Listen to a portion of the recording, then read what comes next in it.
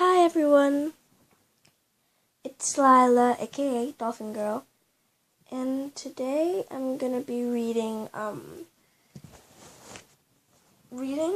so it's technically just like stories with Lila, except I'm not like telling stories, I'm actually reading books.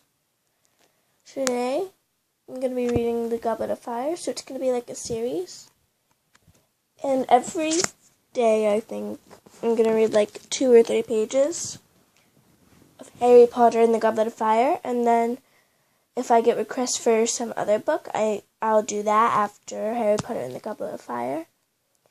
And comment down below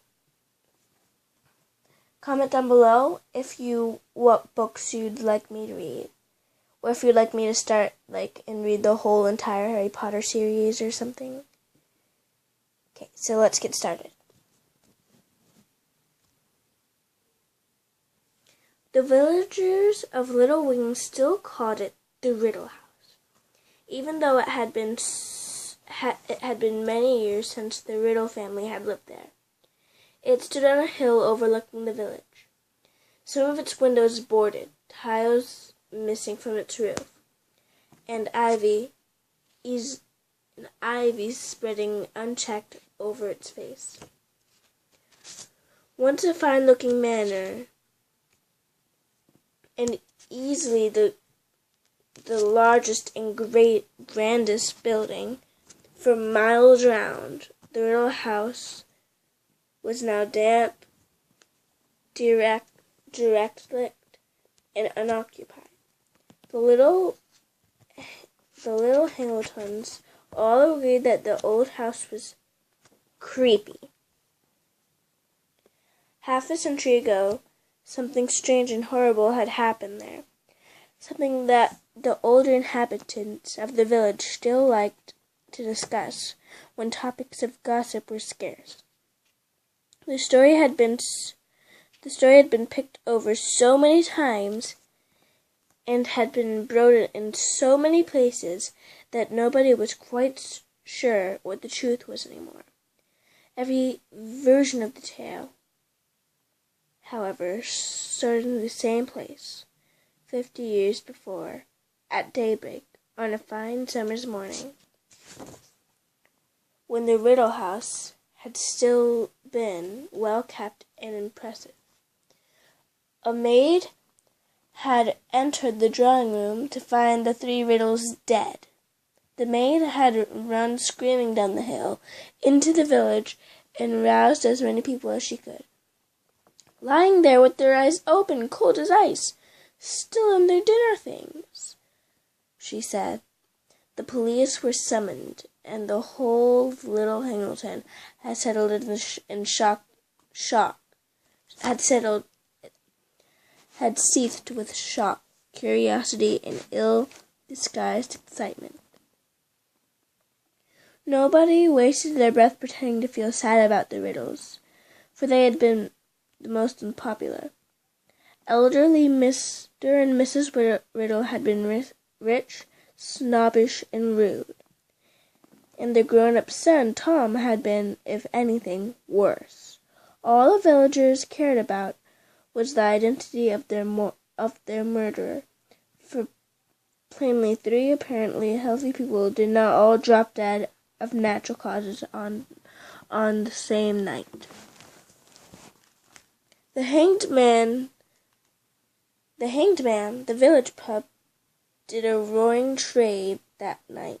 The whole village seemed to have turned out to discuss the murders. But the murderers. They were rewarded for leaving with their firesides when the riddles cook arrived, dramatically in their midst announced this to the suddenly silent pub, and the man called Frank Bryce had been arrested. "Frank!" cried several people. "Never!" Frank Bryce was the riddle's gardener. He lived alone in a run-down cottage on the grounds of the Riddle House.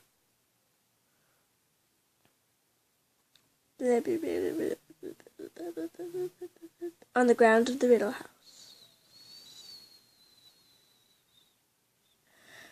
Frank had come back from the war with a very stiff leg and great dislikes of crowds and loud noises, and had been long working for the riddles ever since. There was a rush to buy the cooked drinks and hear more details. "Always thought he was odd," she told eagerly listening villagers after her fourth sherry. Unfriendly like. I'm sure if I've offered him a cuppa once, I've offered him 100 times. Never wanted to mix.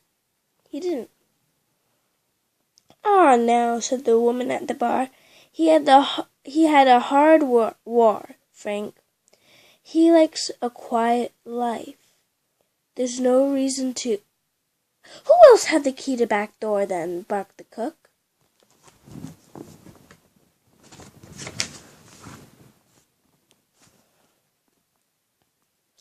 "Nobody forced the door last night.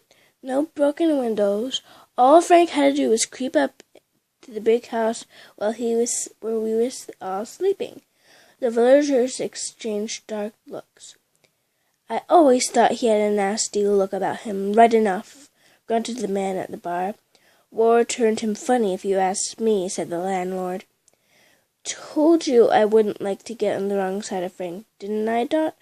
said an excited woman in the corner. "Horrible temper," said Dot, nodding fervently. "I remember when he was a kid."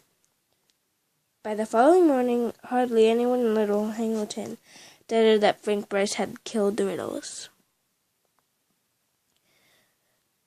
But over the neighboring town of Great Hangleton, all the dark and dingy police station, Frank was stubbornly repeating again and again that he was innocent, and that the only person he had ever seen near the house on the day of the Riddle's death had been a teenage boy, a stranger, dark-haired and pale. Nobody else in the village had seen such a boy, and the police were quite sure that Frank had invented him. Then, just when things were looking very serious for Frank, the report on the Riddle's bodies came back and changed everything. The police had never read an odder report. A team of doctors had examined the bodies and had concluded that none of the Riddles had been poisoned, stabbed, shot, strangled, suffocated, or, as far as they could tell, harmed at all. In fact, the report continued in a tone of unmistakable bewilderment. The Riddles all appeared to be in perfect health, apart from the fact that they were all dead. The doctors did note, as though determined to find something wrong with the bodies, that each of the Riddles had a look of terror upon his or her face. But as the frustrated police said, whoever heard the three people being frightened to death? As there was no proof that the Riddles had been murdered at all, the police were forced to let Frank go.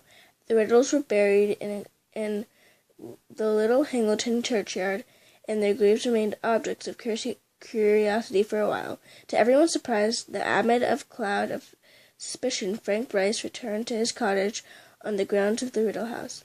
"As far as I'm concerned, he killed them, and I don't care what the police say," said Dot and the hanged man. "And if he had any decency, he'd leave here, knowing as how we knows he did it." But Frank did not leave. He stayed to tend to the garden for the next family who lived in the Riddle house, and then the next, for neither family stayed long. Perhaps it was partly because of Frank that the new owners said that there was a nasty feeling about the place, which, in the absence of the inhabitants, started to fall into despair. Okay, that's all I'm reading for today, guys. Bye!